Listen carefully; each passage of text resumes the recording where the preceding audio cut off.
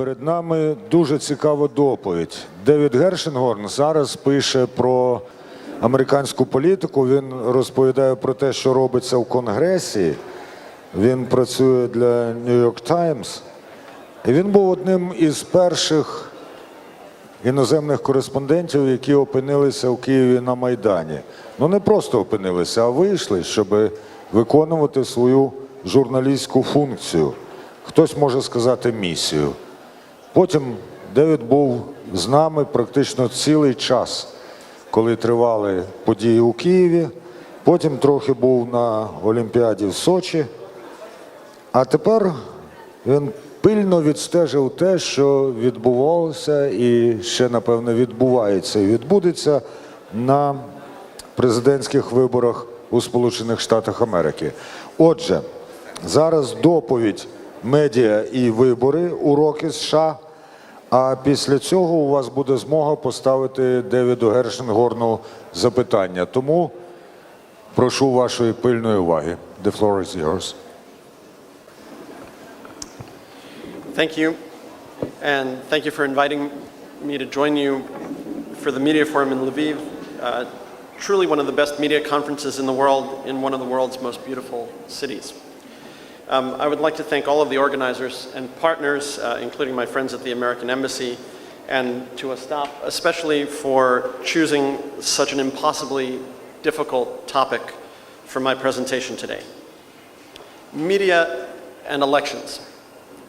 In the current atmosphere in the United States, it's almost like choosing a topic called husbands and domestic violence, or finance ministers and default.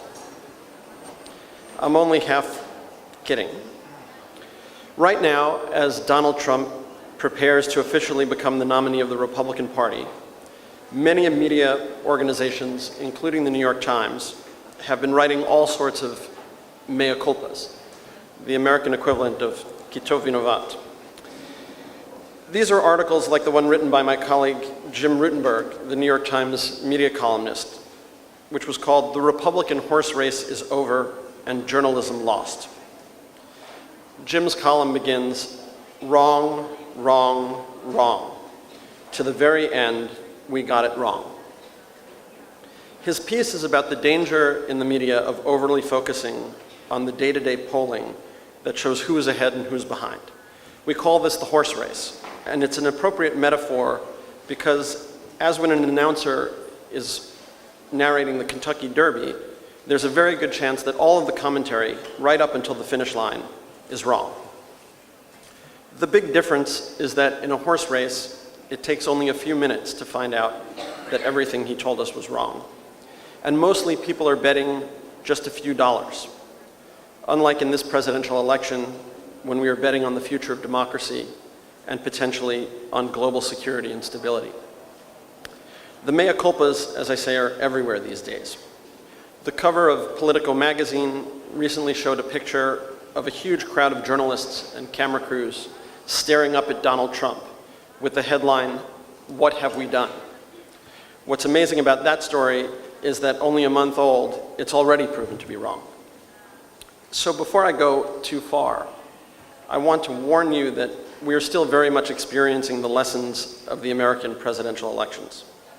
The full lessons are not yet known, and I very much do not want to share in the same fate as my colleagues who have been covering Trump, and for you to decide in 1 month's time, or even in 6 months' time, after the results are known in November, that wow, Ghershengorn was totally wrong. I want to be clear, I don't have a crystal ball. A lot of things can still happen between now and Election Day that will not only change the outcome of the campaign, but also change our minds about everything that has happened so far. Still, since you've invited me all the way from Washington, please let me share some thoughts with you about how this election has exposed flaws and limitations of a free press, as well as the flaws and limitations of a free and supposedly mature democracy. This is an important point, extremely important, because in the end, the press is very much a reflection of the society in which we live. I realize that many of you are hoping I can explain what is happening in America, and I wish I could. in many ways, we are all as surprised as the rest of the world. And in many ways, we also should have seen this coming. So since we're talking about surprises, let me try and surprise you a little bit and talk first about lessons that we in America and in the American press should have learned from Ukraine. And if you think America doesn't have lessons to learn from Ukraine, let me tell you about my experience yesterday when I had to change planes in Amsterdam. I had 3 hours between flights and stopped in the lounge for a coffee. And as I put my bag down, there was news on the television, which I could hear but I could not see, and the announcer was describing protesters throwing rocks and bottles at the police responding with pepper spray. From the sound of it, I thought Maidan had started all over again. But when I finally got in front of the television, it was news from Albuquerque, New Mexico, where anti-Trump protesters were fighting with the police ahead of the primary, which is coming on June 7th. It reminded me of the first big protest, November 23rd, 2013, on Yevropeyska Plosha in Kiev. Police and protesters were fighting outside the cabinet minister's building. The police were responding with pepper spray, and there was a guy in the middle of the crowd trying to calm everyone down and prevent violence. A colleague, a photographer, said, "Oh, you should meet this guy. He's from TV. His name is Sviatoslav Sigolko." Of course, this guy from TV went on to become the chief spokesman for the president, but when I met him that day in November of 2013, what I quoted from this quick interview was him saying this in the New York Times. "The situation in society is boiling," said Sviatoslav Sigolko, television host and chief projects editor of Ukraine's Channel 5. "And we don't know when the time is the top will pop off." In America, society is starting to boil. And so I will tell you the first lesson America should have learned from Ukraine, and that we are learning again during this election. In politics, especially in a democracy, power ultimately belongs to the people.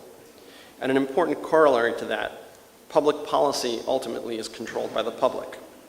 So as journalists, one lesson is we need to talk less and listen more.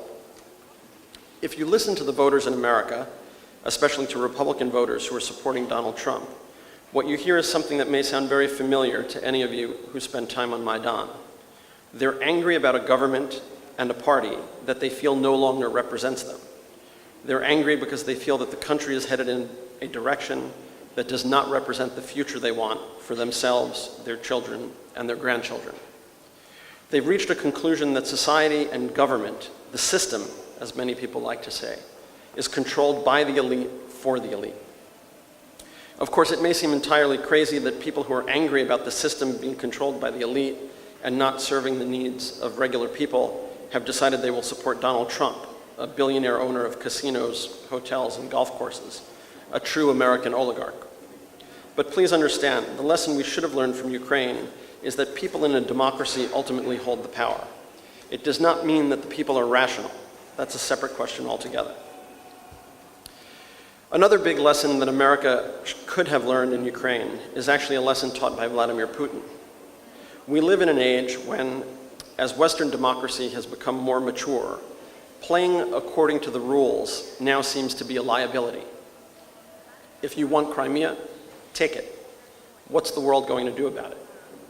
Trump is a candidate who doesn't play by the rules, and a big part of his appeal to voters is that he is promising to be a president who, like Putin, will not be limited by rules. Never mind the Constitution, the First Amendment, President Trump will ban Muslims from entering the United States. President Trump will make America great again. We could spend the whole afternoon talking about similarities between Donald Trump and Vladimir Putin, so let's move on with just one last lesson that America and the world should have learned in Ukraine. Even in the 21st century, many people, by their nature, are xenophobic and parochial. Look at the response to the situation in Donbass. When there were more than 1 million people displaced by the conflict in Ukraine, was Europe so quick to respond? Should we be surprised then about the response to the migrant crisis now going on? Bono, the U2 singer, recently testified in the United States Congress, which I cover these days, about how amazing it was to be alive when the Berlin Wall came down. And he also said how astonishing it is for him to see in the 21st century that walls and fences are going up again in Europe. And now we have a Republican nominee for President of the United States talking about building a wall with Mexico. So let's quickly talk about some lessons we in the media have learned so far in this election, because I really want to have time, as much time as possible, for your questions and to make this more of a conversation than a speech. Lesson number one, non-traditional candidates like Donald Trump need to be taken much more seriously. And as journalists, we need to pay more serious attention to the things that these candidates say. When Trump first announced his candidacy nearly a year ago, in June 2015, the New York Times did not take it seriously. In the very first paragraph, the Times called his candidacy, quote, an improbable quest for the Republican nomination. Mr. Trump's comments about Mexicans being rapists and building a wall between the US and Mexico was not mentioned until the 20th paragraph of that story. My colleague Alex Burns wrote, Mr. Trump's policy views can be as provocative as his demeanor. In the past, he has called climate change a hoax and has said that he has a foolproof plan to defeat the Islamic State that he will not reveal so as not to tip off the group. On Tuesday, that was the day of his announcement, he vowed to build a great wall on the Mexican border to keep out rapists and other criminals who he said were sneaking into the United States. Let's think about this for a moment. Mr. Trump's policy views are as provocative as his demeanor. So we had 19 paragraphs focused on Donald Trump and his personality, his demeanor as an egomaniac billionaire. And only in the 20th paragraph do we turn to policy views. This brings me to lesson two. We live in a culture of celebrity. But as journalists, we have a responsibility to cover the boring stuff that really matters, not just the personalities. Covering substance is hard, but we have an obligation to do it. By boring stuff, I mean two things. The first is policy, the important, complex issues that the country and the world are facing. And we have an obligation not only to write about the issues that candidates are talking about, but also about the issues that candidates should be talking about, but are not. What we've seen over the last year of the presidential primary campaigns in the US are candidates permitted to say all sorts of crazy things, particularly during televised debates, without facing serious challenge, as well as being permitted to spend a lot of time insulting each other. The premium has clearly been on politics as a form of entertainment, rather than politics as the means by which people decide how they would like to be governed and by whom. The second type of boring stuff I'm talking about are the actual mechanisms for selecting candidates and electing public officials. The strange rules about how Republicans and Democrats choose delegates and how those delegates select nominees are important, and nobody paid attention to that until it was too late. The same is true for elections in general. The difference between voting by party list or by majoritarian candidates in Ukraine is a perfect example. It's an extremely important thing to explain to voters that these systems are critically important in how the power of their vote matters. In many ways, those votes are controlled by these rules and systems. We humans have short memories, and even after the disputed presidential election of 2000 in the US, with all the recounting in Florida, Americans quickly forgot that there are many aspects of the election system that are severely broken. Lesson number three, particularly in countries that, like the United States, that take freedom of the press for granted, we need to understand the extent to which the media is now viewed and used as a tool by people in power and people seeking power. And this also requires us to rethink how we do our jobs. In some ways, it's easier to recognize the constant effort to manipulate the media in countries where democracy is less developed. Russia comes to mind, where the methods of control are, how should we say, a bit more crude. But while the methods in the United States may be more subtle and sophisticated, they are just as sinister. In this election, we've seen the press used as a stage prop in remarkable ways. Presidential campaigns have always sought to control the press and have maximum influence over what reporters see and hear on the campaign trail. Reporters are transported on the candidates' planes and in vans and buses provided by the campaign. They're ushered into a press area that's highly controlled and often allows for limited interaction between reporters and the voters attending the events. Of course, in this campaign, we've also seen Mr. Trump use public attacks, insults, and criticism of the press as part of his anti-establishment candidacy.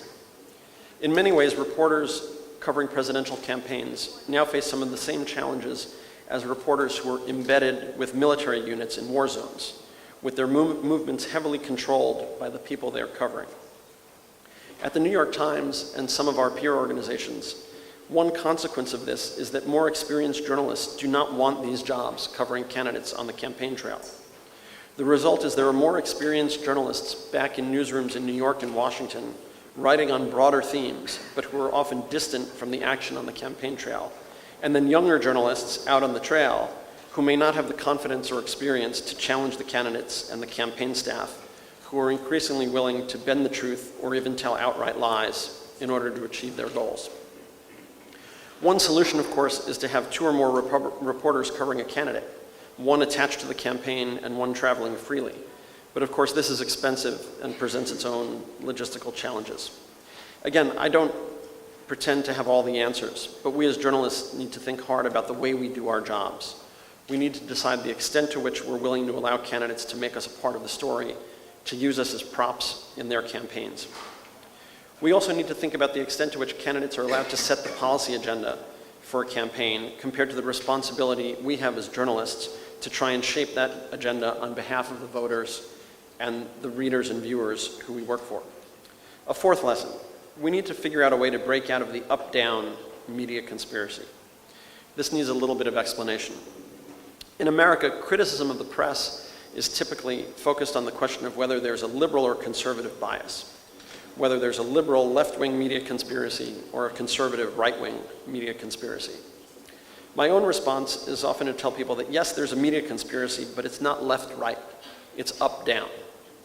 Because we in the media are always looking for news, we end up pursuing a predictable cycle in which winners become losers, the underdogs become favorites, and so on.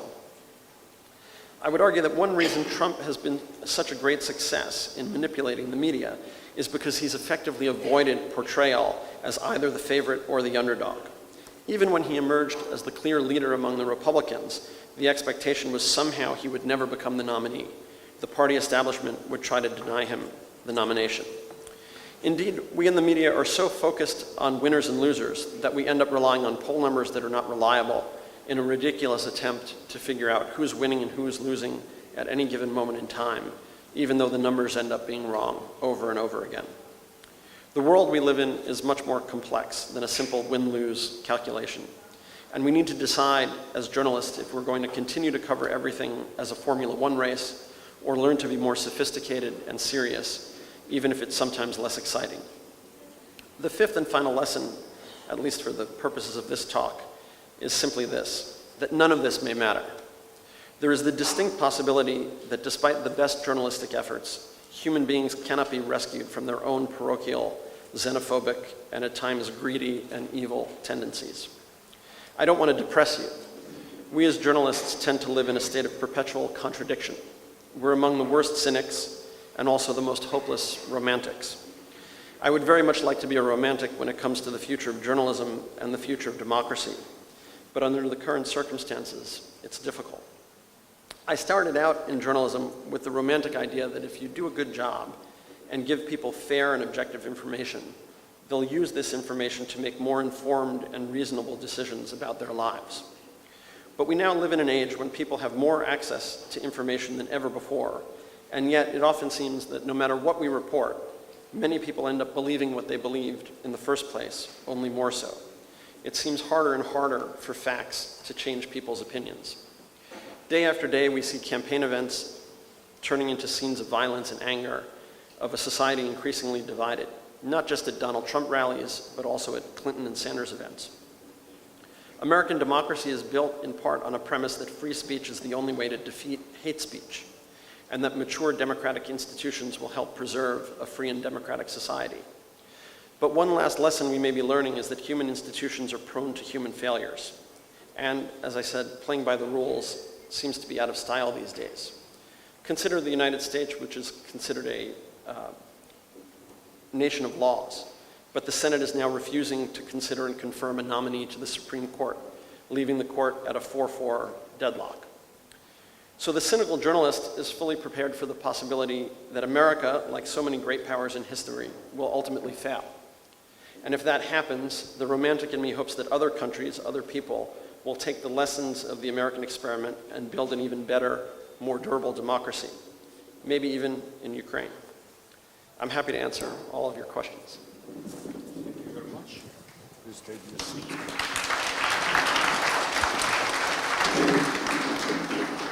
Запитання вже є, та прошу дайте та представтеся нам.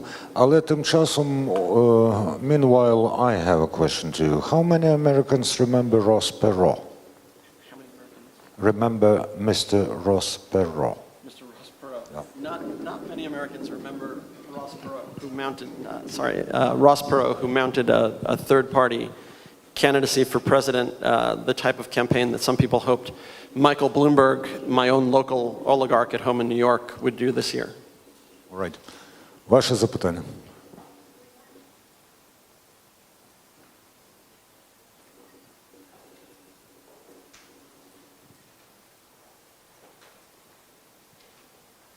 Доброго дня, у мене два запитання, але так чи інакше вони пов'язані між собою.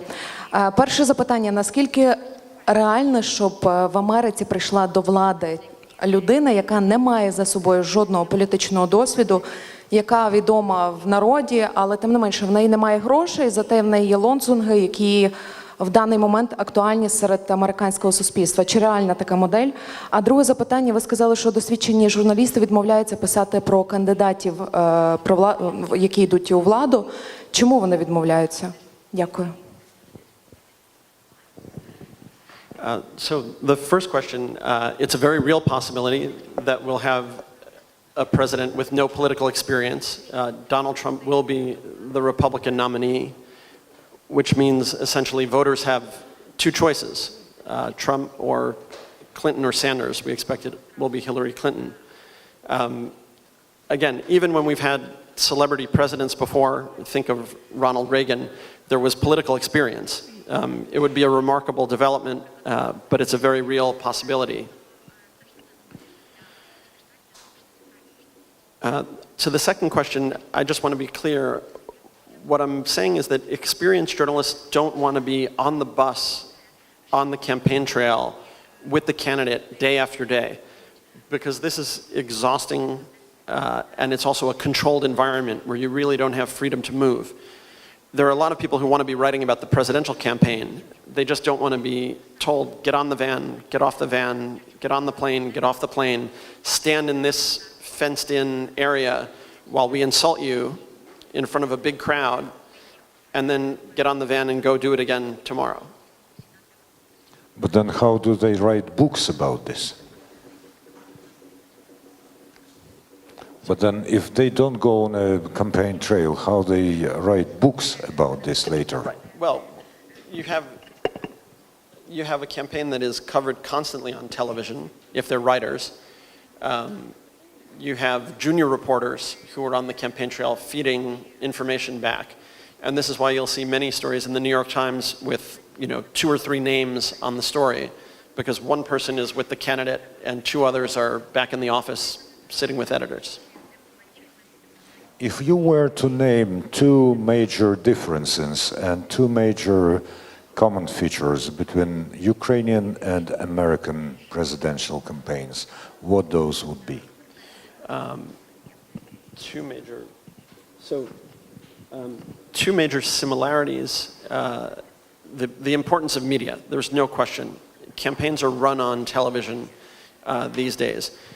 A big difference, Ukraine has media laws that the United States doesn't have. And that's a question some people in America may be asking. Should there be some law that controls the amount of attention a candidate like Trump can get, as opposed to the other candidates who had much more political experience?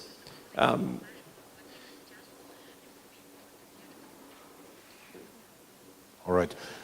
Прошу сюди, от в другому ряду є запитання. І, будь ласка, ще давайте знаки у кого. Так, і он пані, от там в білому, так, і третьою будете ви. Yeah. Here I have a question. How it is possible that person, like Donald Trump, who has no political support from his party, like not Rubio, not Kasich, the only one person from former candidates is Chris Christie, who actually supports him. How can it be possible that he has so big success among in political fields? Because Republican Party doesn't like him. In fact, how can it possible his phenomenon? Thank you. How can it be possible? Yeah. Because We're all watching the same thing and asking the same question. Because, as I described in this talk, the power is with the people. The voters get to decide. And so what you've seen is Donald Trump expressing a message, sometimes inconsistent, sometimes false, but that was popular enough with enough voters. And again, we're talking about a percentage of the party, which is itself half of the country, right? So a minority of half of the country, but still enough of a plurality to choose him as the nominee. We'll see in the general election, we'll have a better idea of how willing people are to accept this possibility. But certainly in the Republican Party, there were obviously enough divisions, enough problems. I mean, this actually began, if you want the sort of longer history, in 2010. Much of it, if you ask me, was a backlash to the election of Barack Obama, an anger over Barack Obama, some of it racist, him becoming the first black president. But what you saw was the Tea Party, this anti-establishment movement, really begin in 2010, and then pick up momentum going forward. And it's sort of the culmination of these years. So the Speaker of the House of Representatives was ousted, the Republican Speaker was ousted by the Republican Congress last September because they felt the establishment of the party was not responding to the voters' needs. This is what's been happening, a sort of civil war among Republicans, and Donald Trump is one. and my next Зараз question. беремо, ні, дякую. Зараз беремо ще 2 запитання з залу, потім будуть запитання із чудової системи слайду. Отам пані в білому, так, це перше запитання ваше. Пані в білому там досить... Ну, гаразд, поки... Тоді дайте кому ближче, а потім пані в білому. Так? Дар'я Кудіна, 24 канал. Дозвольте українською. Перше питання, так само 2 питання. Перше питання полягає в тому, що ви на початку своєї промови сказали в тому, що вільні медіа в Америці усвідомили свої помилки. Що ви маєте на увазі, коли ви кажете вільні медіа? Чи ми розуміємо, що за кожним медіа в Америці, зокрема, стоять великі фінансові групи, так чи інакше? І друге питання полягає в тому, що висновок номер 2, який ви оголосили, це той висновок, що грати за правилами недолік. Чи означає це, що після виборів американці готові до того, що доведеться грати поза правилами через те, що така геополітична ситуація зараз сталася? Дякую.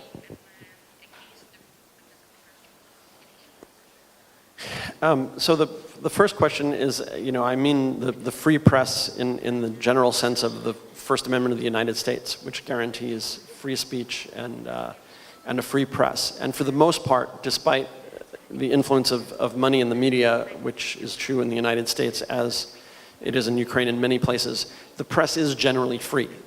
There are owners of the New York Times. They don't tell me what to write. They don't tell my colleagues what to write.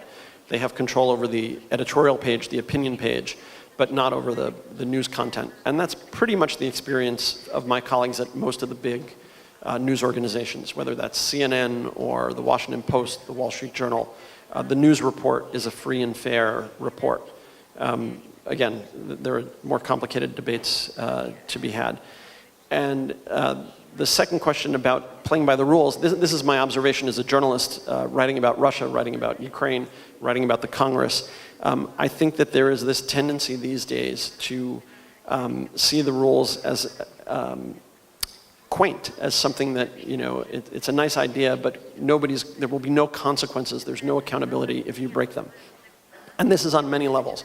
We had a big story in the New York Times recently about the allegations that Russia was doping during the Olympics to win medals at Sochi. I've been out of Russia since last summer, but I know that the answer that many people in the Kremlin will have to these allegations, and it's 2 words, Lance Armstrong. There's an ability to find hypocrisy in the allegations all the time. So, he breaks the rules at the Tour de France, Russia breaks the rules at the Olympics, Russia, breaks the rules and takes Crimea, the US has Kosovo, right? We can get into this relativism where it's seen as, everybody's breaking the rules and so nobody's following the rules.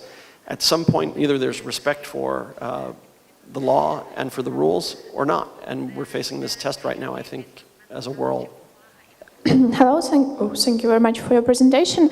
My question is next. There was recent research about British elections where a campaign was actually covered through social media, and as a result, the youngsters, the voting rate among young people were higher.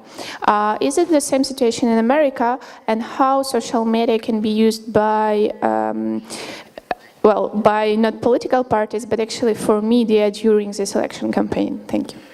I mean, there's no question more people are now getting their news through social media than ever before. So it will be a big factor. And there are lots of questions that people are starting to ask about the control that the big social media companies have over information. I think we're still just beginning to learn about the role and the influence of social media sites like Twitter, like Facebook. We've seen the role they can play when there are public uprisings, whether it's Tahrir Square in Cairo or it's Maidan. There's no question the campaigns are working aggressively to reach people through social media platforms. And these are also for-profit operations that sell advertising. So it's, what I would say in response is, it's an important question and we just don't know, but we have every reason to believe social media will be more and more powerful in all of these decisions going forward. На слайду найбільше зараз підтримки набрало запитання Андрія Лохматова. Кампанію Трампа очолив Пол Манафорт, котрий свого часу працював на Віктора Януковича. Що вам про нього відомо? Що про ньому говорять у Сполучених Штатах? Та чи взагалі про нього говорять? Well, there is a lot of attention to Paul Manafort, and it is an interesting parallel that he was working here in Ukraine and also for Viktor Yanukovych, and is also working for Donald Trump. He and his partners have worked for Trump and for other interesting candidates and leaders around the world for many years. He got his start, Manafort, as helping to deal with a brokered presidential convention. And many people expected that's what would happen with Trump. In fact, now they have a clear path to the nomination. But I think that this role will continue to be scrutinized of the political operative working behind the scenes. I've met Manafort here in Kiev. At one point, they were writing stories about him in Washington 2 or 3 years ago saying, "Where is Paul Manafort? He's missing." And he was in Kiev at the Hyatt Hotel. І ще запитання Олега Деренюги із Миколаєва набрало підтримку. Чи можливий варіант, що Берні Сандерс стане віце-президентом? Як це вплине на Білий дім і Сполучені Штати? Well, it's a very interesting question. I think one story that nobody has quite written yet about Bernie Sanders is that Hillary Clinton's experience losing the Democratic nomination to Barack Obama guarantees some prominent role for Bernie Sanders. It would look very bad for her, having lost the nomination to Barack Obama and then becoming Secretary of State, for her to win the nomination and then completely ignore Sanders and all of the support that he's gotten. Whether she would make him a vice presidential candidate, it's hard to know. The strategic calculation would be that Vermont is not so important. But it may be that she decides unifying the Democrats is important. There are some people who think there should be a Hispanic running mate as a symbol, both to highlight the racism in some of Trump's comments and also to give Democrats something to be excited about. It's a really interesting question. And Sanders, of course, is still campaigning, and it's causing some difficulties for, not just for Hillary Clinton, but for congressional Democrats who also have to run in November and realize that many of their own voters are not so excited about Hillary Clinton. Ната запитує, що робити із тим, що коли відбуваються вибори, то інші дуже важливі теми не потрапляють на перші шпальти, бо це, мовляв, не на часі. Як у Сполучених Штатах із цим?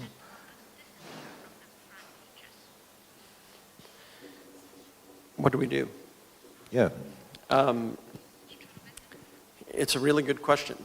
I keep saying that as somebody who's responsible for covering Congress, I'm waiting for the equal investment of journalistic resources into the equal branch of government that I write about. And of course that won't happen. There's going to be enormous attention and focus on the presidential election. In some ways, this is one of the flaws and the lessons we should be learning. It's a relatively weak executive in the United States. The country founded, out of anger over the tyranny of King George. The Congress has the power. If the president vetoes legislation, the Congress can override that veto. And yet, we're focused on the presidential election as if we're picking, the Sultan of Brunei. And it's not quite that. On January 21st, whoever's president will realize that the people I write about in Congress really matter and will have a big role in deciding whether any agenda goes forward. But it's very difficult because we have, this, again, celebrity culture that is focused on this one position.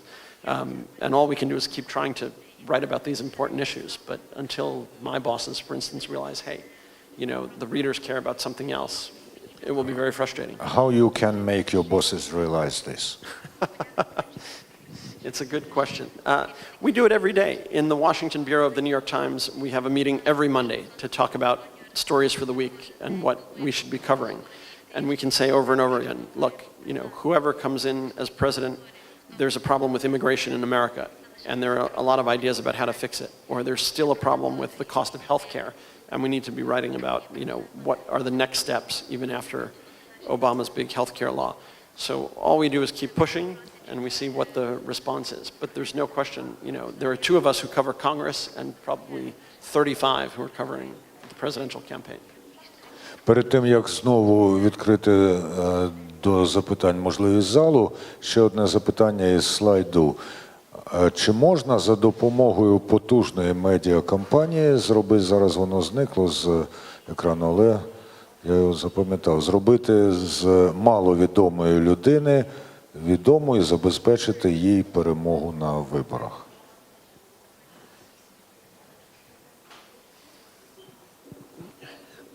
It's very difficult to say. I think what we've seen in this election is that name recognition, fame, celebrity matters much more than political experience.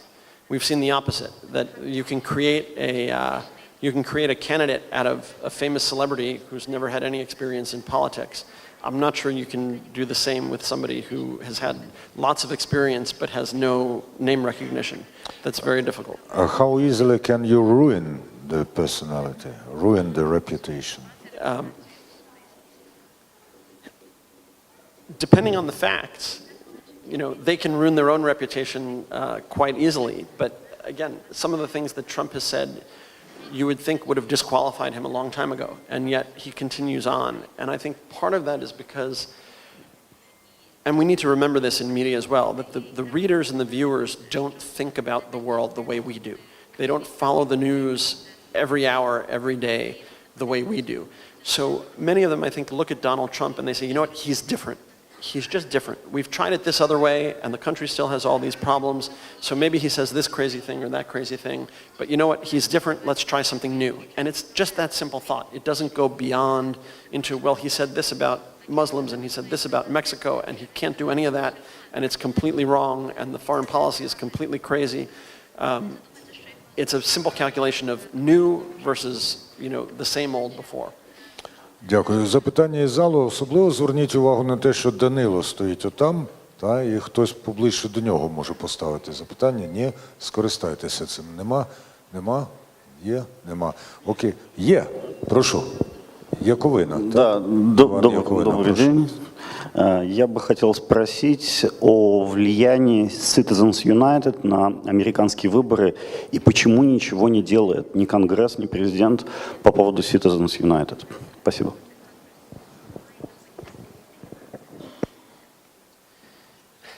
The short answer of why nobody does anything is because both sides are benefiting from the money that's flowing as a result of this decision. There's no question that money is influencing politics. It always has, and is influencing politics in more than ever. At the same time, one of my colleagues asked an interesting question, which is there an example where somebody tried to buy an election in the United States and it actually worked? I'm not sure we can find that either, that we've seen a case where we can prove that money tilted the outcome instead of the voters ultimately deciding who they wanted. Does it also influence the election in subtle ways that change how the voters think, of course. But at some point, and again, this is one of the challenges for us, is how do you write about these issues in a way that policymakers say, wait a minute, there's something wrong here, that the role of money in campaigns is just too great, and there needs to be some change and some limit. But we run into, it's a deep philosophical question. What's the meaning of freedom of speech? And if you, have been successful enough to become, Michael Bloomberg or Renat Akhmetov, should you be allowed to spend your money any way you want, even if that's on political candidates? Do you have an answer to this question? I don't. All right. Далі два запитання знову із слайду. Я їх скомбіную в одне, тому що вони якось перегукуються. Остап набрав аж 4 підтримувачі на своє запитання. На вашу думку, Трамп вірить у те, що він каже, чи це просто гасла, за допомогою яких він набирає підтримку і грає на публіку і підігріває електорат? І ще одне там запитання нижче від людини, яка називається Медіа, там щодо того, чи в появі Трампа чи можна назвати тенденції в американській політиці поява Трампа українізацією. І далі Медіамен каже, що українська політика – це клоунада.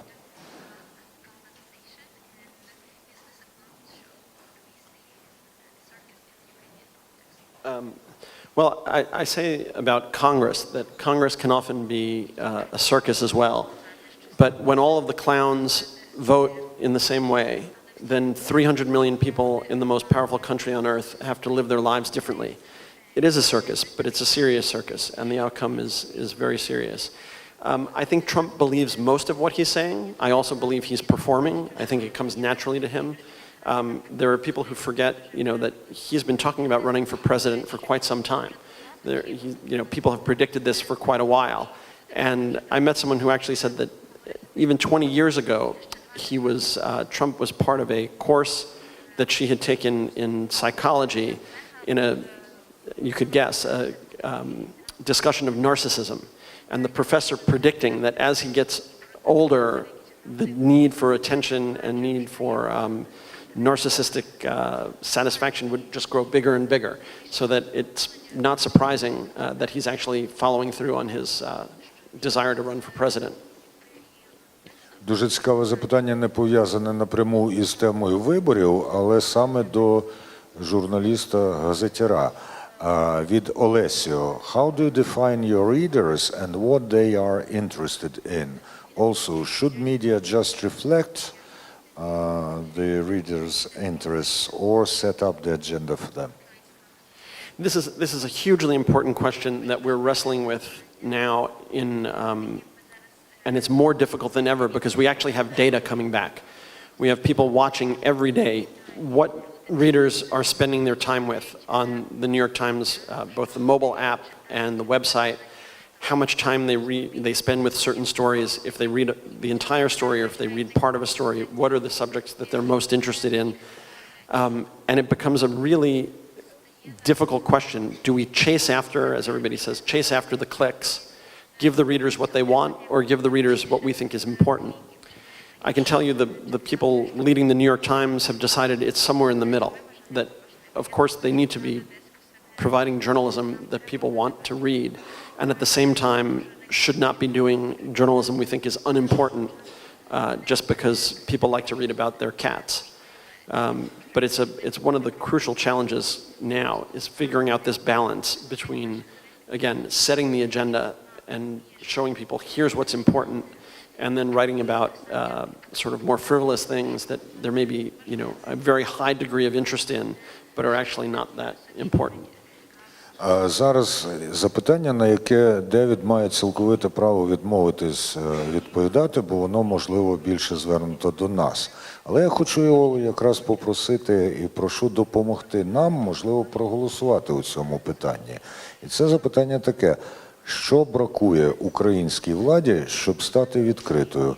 Я б хотів, щоб ми вислухали припущення американця, а потім проголосували, наскільки, з нашої думки, це так чи ні.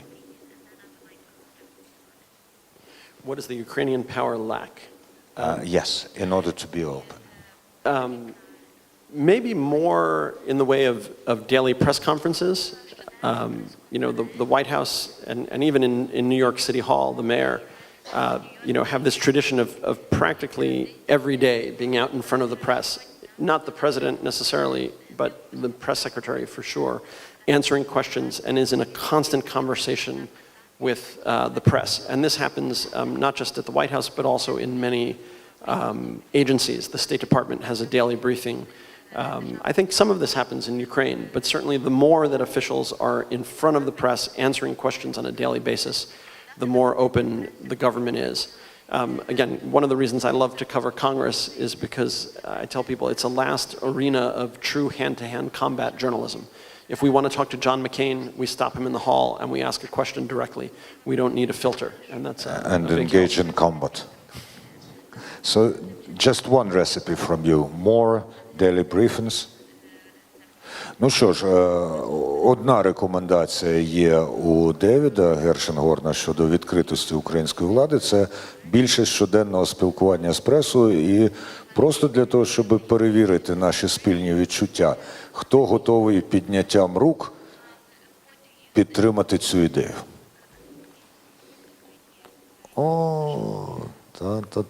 Багатьох з нас, виявляється, задовольняє те, як українська влада спілкується із журналістами. Дякую. Олег Деренюга ніяк не заспокоїться і видає і далі цікаві запитання, якраз уже цілком загострені на вибори в Сполучених Штатах. Наскільки справедлива система суперделегатів, чи є реальні шанси в Сандерса її оспорити всередині партії, і наскільки чесно, що кандидата визначає у лапках еліта, а не люди. Люди без лапок.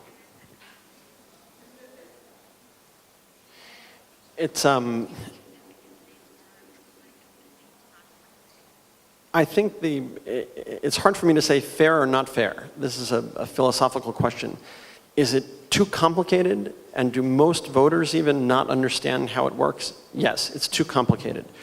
And this is true also about the Electoral College. Is there a chance of changing it?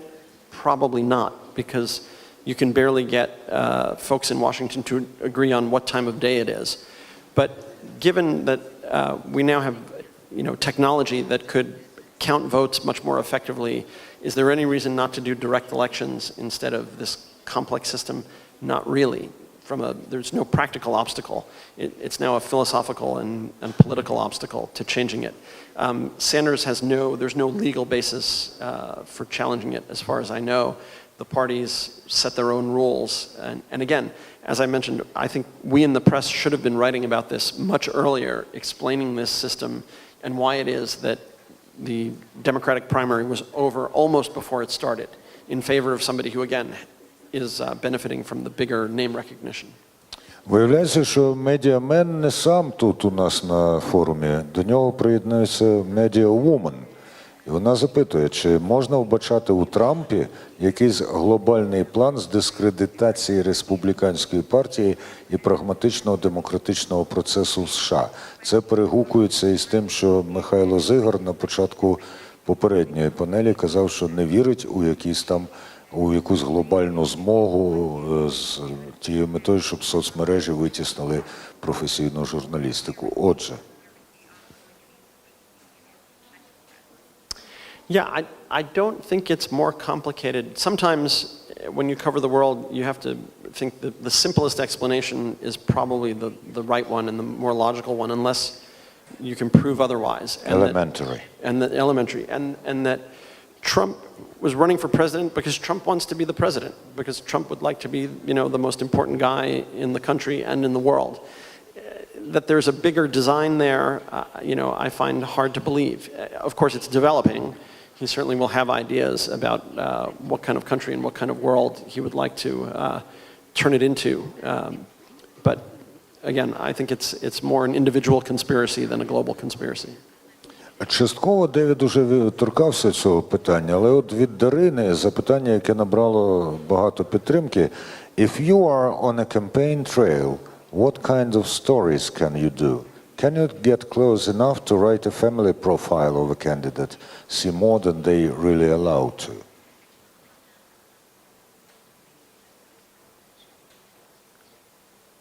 Well, this is the kind of story that doesn't get done on the campaign trail. It doesn't get done in the controlled environment where you're attending campaign rallies and, meet and greet events where the candidate is shaking hands someplace. But there is great journalism that can be done. A colleague and friend, Julia Yaffe, wrote a profile of Mrs. Trump, Melania Trump, in GQ magazine. If you haven't seen it, you should definitely read it. And this looked at her family and family history, and she went to Slovenia and found all kinds of interesting information, some information that even Mrs. Trump herself appeared not to know. And what was interesting was not just the profile of the family, which was quite brilliant, but the response, which was also amazing and has become a story itself. Anti-Semitic attacks on her as the journalist, because supporters of Trump viewed this as a negative story about his wife. In fact, the story was not really negative. It was just a good, close look at who she is and where she's from, a woman who might be the First Lady of the United States. And the response was remarkable anti-Semitism that you haven't seen in the public discourse in the United States maybe ever. It's quite dramatic. Directed against the reporter, who's both Russian-American and Jewish, but again, irrelevant to the story, it would seem. Запитання таке, чи були такі випадки, коли екзит-пол впливав на результати виборів, і чи взагалі вони впливають на такі результати? Запитання від людини, яка називається або Nice K, або Пісик. Well, polling in general is a really controversial topic these days. Exit polling, it's been a long time already. I can't tell you the exact date when there was agreement that the media networks, the television networks, would wait at least until the voting was finished before announcing the results of the exit polls, so that at least people had a chance to vote before being told that a decision had already been made. I don't know that there's recent evidence of the exit polls changing the outcome.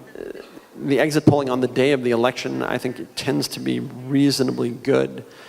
But what we've seen is that polling in general has been very unreliable and it has a very sinister effect in that it shapes coverage and forces people to draw conclusions, that aren't necessarily true at the wrong time, rather than focusing on issues, rather than this question of who's winning or losing in that moment. Перед тим, як я поставлю запитання, яке дуже хочу сам поставити, ще є запитання від Ігоря, яке то з'являється, то зникає з екрану. А воно стосується того, передвиборча реклама в США. Чи можуть політики витрачати власні гроші на неї? І як дотримується принцип чесної конкуренції кандидатів? Очевидно, запитання продиктоване українським досвідом.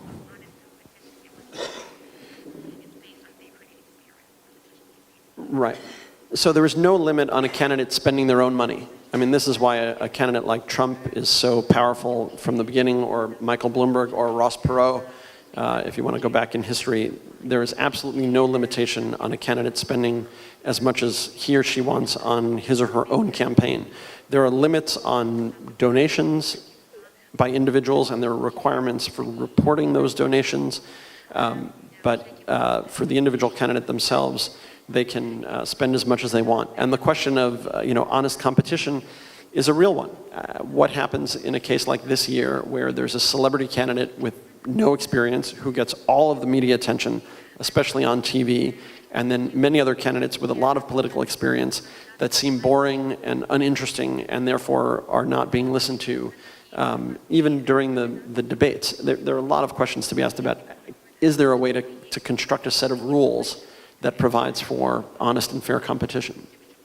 Відповідаючи на одне із запитань, Девіда, ви сказали, що от іде мова про те, що, скажімо, наскільки я це почув, кандидатом на віце-президента має бути людина іспаномовна або латиноамериканського походження для того, щоб врівноважити певні російські висловлювання, які лунали. В зв'язку з цим запитання, а наскільки може бути сконструйованим кандидат на посаду президента або віце-президента США. Себто не отака людина, як Трамп або Хіларі Клінтон, які вже мають за собою якийсь досвід чи гроші і користуються увагою публіки, а дослідження симпатій виборців і конструювання кандидата з допомогою політтехнологів, психологів і так далі. Well, this is the job of campaign operatives. They spend a lot of time thinking about it. I mean, the conventional strategic wisdom, for instance, is that you're looking for a running mate who will bring votes in a very important swing state, Ohio, Florida, for instance, if the candidate, the nominee himself or herself is not from a state like that. But it's a big country, and there are a lot of talented individuals who would be willing to serve in this role. I was in California recently to write about a congressman, a deputy named Javier Becerra, who is the number 4 Democrat in the leadership of the House of Representatives and is a big supporter of Hillary Clinton. California, usually the Democrats don't need to worry about California. Strategically, it's a Democratic state. But maybe in this year with Trump, he would be a possibility as a Hispanic running mate. There are all kinds of strategic questions that are asked.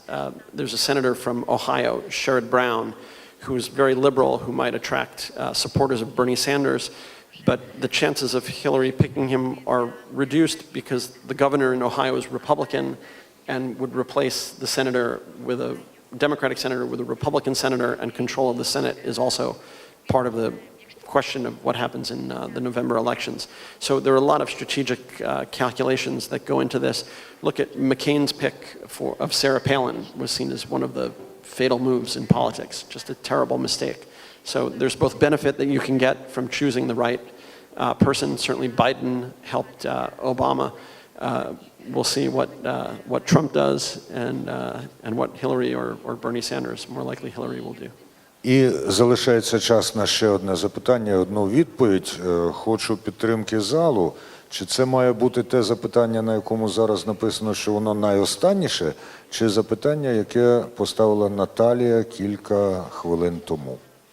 Останнє запитання. Для кого? Теж важливо, так? Тоді, будь ласка, стисло на 2 запитання. Для кого Трамп або Клінтон питання повернення окупованих територій України більш принципове? І наскільки правда, що Трамп взагалі не воліє втручатися в це питання?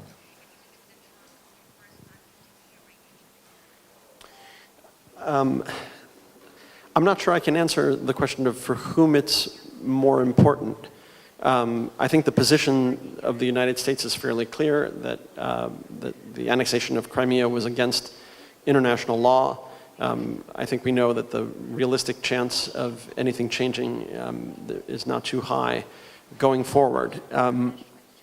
I'll answer a little more broadly because I don't know the precise positions of the candidates on the nuances of Ukrainian and Russian politics, but certainly for Vladimir Putin, Trump seems to be an excellent candidate. He wants to expand the nuclear arsenal, and obviously nuclear weapons are one of the reasons Russia and Putin remain hugely relevant on the world stage. And at the same time, he talks about getting out of NATO completely, which we know Putin hates NATO and would be happy to see.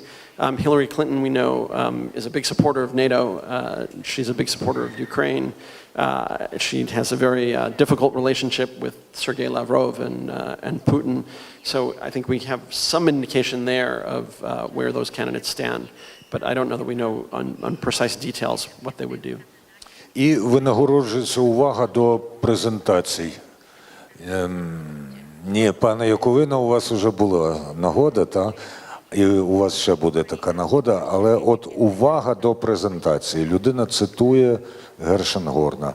В презентації ви відзначили, що можна писати що завгодно, але переконану людину, яка там тієї чи іншого погляду притримується, важко переконати в чомусь іншому. Тобто медіа безсилі.